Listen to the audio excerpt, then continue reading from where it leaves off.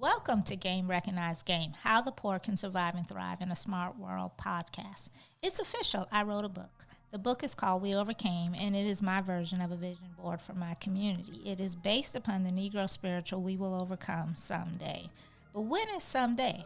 I wanted to encourage readers to start asking that question to themselves. I wrote this book before the pandemic and before I knew we would be having a racial moment. I thought Black America's pandemic was going to be the coming tech economy, which is why I wrote the book at the time. I wanted to get a new conversation going within our community, not knowing that a global pandemic, as well as the George Floyd case, would force a conversation on race, income inequality, and poverty. With the coming tech economy, which will be a pandemic for poor people of all colors, but just like the current pandemic, which hit us harder than white people, the coming tech pandemic will hit us harder as well. The difference, though, is that we know it is coming. We had no clue about COVID-19. So without further ado, let me present the production, We Overcame. The inspiration for the book comes from the Negro spiritual, we will overcome someday. I defined someday as 2035, specifically my 60th birthday on February 1st. The book then begins to explain from today how we got to 2035. Our story begins 15 years ago in November 2020. We elected Andrew Yang as President of the United States of America. He was able to unify the working class through his economic policy of universal basic income, in which every adult over 18 received $1,300 per month, with $300 being applied towards one's health care. Of course, the government took its cut right off the top for those who owed back taxes, child support, and student loans. It still left the average adult with at least $500 a month that they did not have previously. This helped many who felt they were constantly underwater begin to breathe. Many families were able to raise their children in unified family structures, as many of the previous safety net programs encouraged the separation of families. Oftentimes with food stamps, a two-income household would cause the benefits to be reduced. Families with only one parent would often receive more benefits than a household with two working parents. Section 8 housing prevents two parents from being in a unified household, as two incomes may disqualify the family from meeting income guidelines eligible for Section 8. Universal basic income does not have income restrictions, and as a result, many people operated from the motto, it's cheaper to keep her, and stayed together. So, in terms of explaining the points I wanted to point out in this section, I am a proud member of the Yang Gang. I wrote this book before he got out of the race. I included him in the book because he has brought the conversation on UBI, Universal Basic Income, to the forefront of everyone's minds. Number one, UBI is the closest thing we're going to get to reparations, in my opinion. Now that we're in this racial moment, it could come sooner than I think. So I would definitely tell us to still keep hoping that reparations will happen. But in the meantime, I think that that UBI is the closest thing that we're going to get to reparations. And so I agree with that we are entitled to reparations, but I don't believe in allowing my brain to ever believe that it will ever happen. There will never be enough money that can replace what we as a people have lost. I know that there is a bill in the House to study reparations and the impact it has had on our community. Technically, you don't need to do a study. In government speak, this just means you're going to hire people and spend money on researching a problem you already know the answer to. Government tends to study stuff for 10 plus years, and not even have a solution. Start with solutions. Skip the research. We have countless articles, books, and experts that can tell you what the impact has been on Black people. Begin allocating funds towards solutions. Number two, in a decade or so, very nice, wonderful lawmaker is going to come up with a great idea that that will be totally valid, that we need to give reparations to the Hispanic community for what is happening presently at the border. What is happening at the border is a God in heaven shame, and we should all be ashamed that it is even happening. we may as well send the Statue of Liberty back to France if we're going to act like this. I also know that we cannot let everyone in the country, but what we are allowing to happen today at the border is a disgrace.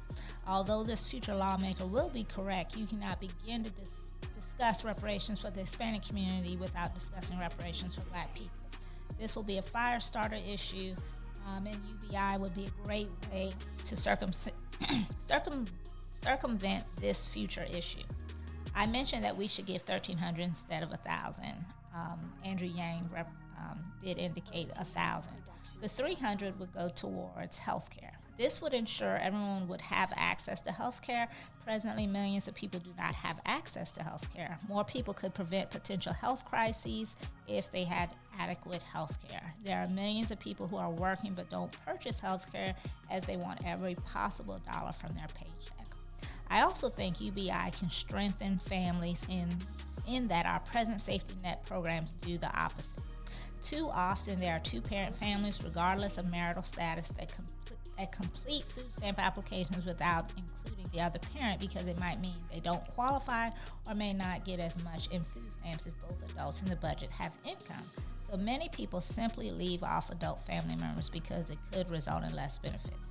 UBI has no conditions. It's free and clear. There's no income guideline to be met with the current system functioning just to stay within the there is no income guideline to be met with this current system functioning just to stay within the guidelines. So with that sentence, I mean that oftentimes people are just living to stay within those guidelines that are unrealistic and are not up to date with today's income disparities. Because every adult would get UBI, you would not have to exclude people on an application. You would probably see a lot more families staying together. Let me be super clear, I'm not against single parenthood. I am a single parent. I just believe that the child should have access to both parents no matter if the two parents are no longer romantically involved. One of my part-time jobs is as a cashier. I would leave my main job where I help survivors qualify for benefits to only then see those same families come through my line at the grocery store. When I would see two adults with their children slide their card, I would mentally ask, who isn't on this application? Especially if both people look like they work. You should not have to stretch the truth in order to qualify for these programs. Also, the income guidelines for these programs have not been fundamentally changed in 50 years. They add $1 or $2 each year in October for a cost of living adjustment, but the minute you make $1, your benefits get reduced and sometimes closed. And as I said before, the guidelines have not moved to reflect the current cost of living. Oftentimes, the person is not making a wage that would sustain their household if not for the benefits, but yet the guidelines state that the person should no longer need these benefits. UBI would give people more of a runway to live. No one can dictate what you spend your benefits on. Many people are saying that it would encourage laziness and unproductiveness. If you knew how much debt the average American citizen is carrying, you would not even let that come out of your mouth. You are still going to need to work to maintain your household. As we move further into a tech-driven society, you are going to see a reduction in human work and much more work that can be outsourced to artificial intelligence, robotics, and algorithms. Companies are in business to make a profit. AI, robotics, and algorithms will save companies millions of dollars and are definitely cheaper to employ than humans. Remember, you are a liability on these companies' P&L statements. That stands for profits and loss. Robots and AI are expenses that can be written off and receive a tax deduction for. As this transition occurs, and if we don't increase the minimum wage, you are going to see that you will definitely still need to work despite having $1,000 every month. Now, of course, you will always find a few crafty folks who will figure out how to make it work, but fundamentally, $1,000 won't be enough to live off, especially for those who love to keep up with the Joneses and buy stuff that won't have value within 6 months of buying it. What are your thoughts about UBI?